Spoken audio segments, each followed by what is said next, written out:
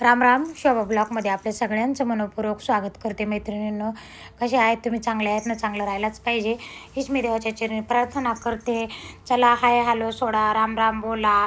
आणि ज्यांनी ज्यांनी सबस्क्राईब केले त्यांचे लाख लाख धन्यवाद मानते. ज्यांनी सबस्क्राईब नाही केलं तुमचे पण लाख लाख धन्यवाद मानते. मैत्रिणींनो, तुम्ही पण माझे यूट्यूब चॅनलवर नवीन असताना तर तुम्ही पण माझे व्हिडिओ बघत जा. आणि तुम्हाला कशी व्हिडिओ लागते तर मला ते नक्की कमेंट करून सांगा जा मैत्रिणींनो.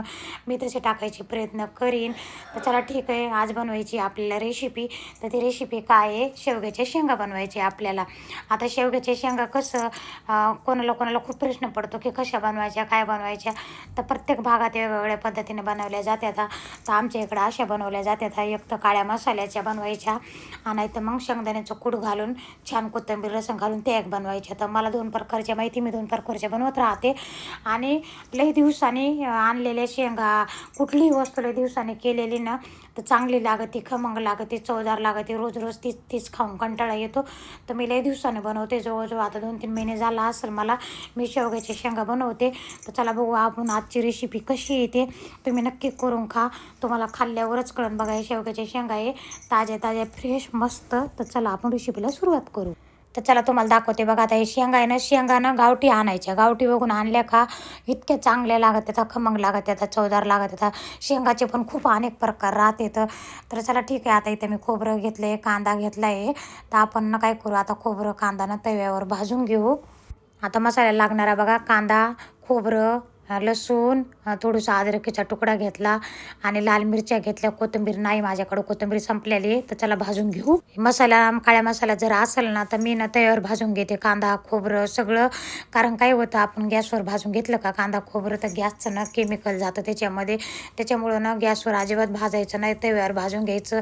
तुमच्या भाकरी का होईना, चपात्या का होईना, गॅसवर नाही भाजायच्या, तव्यावर भाजायच्या. चला शेंगा उकडायला ठेवू आपण. थोडंसं मीठ टाकायचं आणि उकडायला ठेवायची. शेंगा मस्त उकडल्या छान. तोपर्यंत मी मसाला पण काढून घेतला मिक्सरमधून. मसाला मी दळते ना मिक्सरमध्ये, बिना पाण्याचा दळते. बिना पाण्याचा मसाला दळलेला ना खूप चांगला लागतो, खमंग लागतो, चवदार लागतं. असं तेलात थोडंसं परतून घ्यायचा छान मस्त. थोडंसं गरम पाणी टाकायचं आणि बारीक गॅस करायचा, ग्रेव्ही करून घ्यायची. बघा किती तेल सुटलं भाजीला. आणि लोखंडाच्या कढईमध्ये थोडंसं जर तेल टाकलं ना खूप तेल सुटतं मैत्रिणींनो. तर अशा भाज्या करून बघा तुम्ही एकदा. तुमच्या घरात एक चपाती एक भाकर खायच्या ऐवजी 2-2, 3-3 खातील. तर चला ठीक आहे. आता इकडे भाजी कडूस तर छान बारीक गॅस केला बघा. आणि आता इकडे चपात्या करून घेणार मी. चपात्याचं कसं आहे, आम्ही तेल लावतो चपात्यांना, इकडं तेल लावत नाही. तर काही लावतात वाटतं, काही लावत नाहीत. आणि अशा छान मस्त लोखंडाच्या तव्यावरच्या इतक्या चवदार चपात्या झाली. माझी भाजी तयार मस्त बघा. आता तुमच्या समोरच आहे कसं तेल सुटलं भाजीला. मी असं तेल कमी वापरते भाज्यांना, मी अजिबात तेल वापरत नाही. तर बघा कशी भाजी झाली आहे, बघताच तोंडाला पाणी सुटलं. अशी मस्त शेवग्या शेंगाची भाजी. झाला स्वयंपाक माझा. मला भाकर टाकायची होती बघा. या भाजी संग भाकर किती चांगली लागेल, गरम गरम भाकर आणि भाजी. तर मैत्रिणींनो नक्की कमेंट करत जा. मला खूप कष्ट करावं लागेल तर खूप खूप म्हणजे. तर चला ठीक आहे. बघा मस्त मातीच्या भांड्यातलं दही. तर हे असं माझं जेवण राहतं एकदम पौष्टिक. मैत्रिणींनो बघा, झाला स्वयंपाक माझा पटकन मस्त. काळ्या मसाल्याच्या शेवग्याच्या शेंगा, भाकर टाकायची होती पण आता उशीर झाला आहे. मला व्हिडिओ एडिट करायचा आहे अजून. व्हिडिओ पण टाकायचा आहे आपला पापड्याचा भाकरीच्या. त्याच्यानंतर मी तुम्हाला सांगते, चपात्या केल्या पटापटा.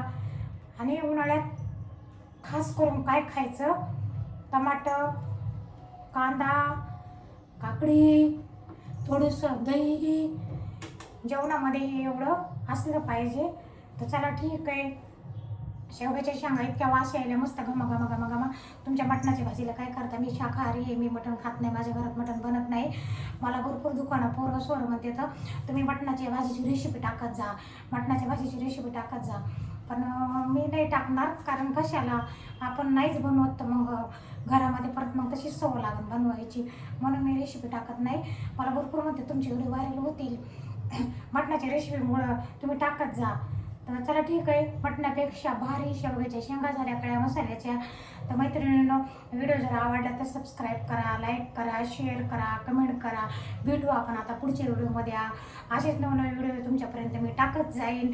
आणि दही बघा इतकं गार लागायला आपल्या मातीच्या भांड्यामधलं. तर चला ठीक आहे. शुभ दुपार सगळ्या.